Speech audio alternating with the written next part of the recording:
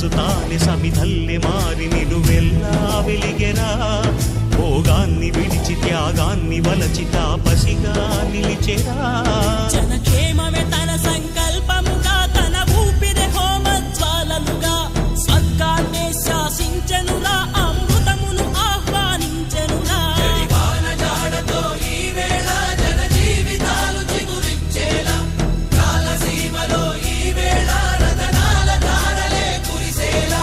కల్లు కల్లు మని సిరిమూవల్లే చినుకే చేరగా, జల్లు జల్లు మని పులకింతల్లు పుడమే పాడగా, హరివిల్లు ఎత్తి కరిమబ్బు వాన బాణాలే వేయని, నిలువెల్ల మనసు వడగళ్ళు తాకి కడగళ్ళ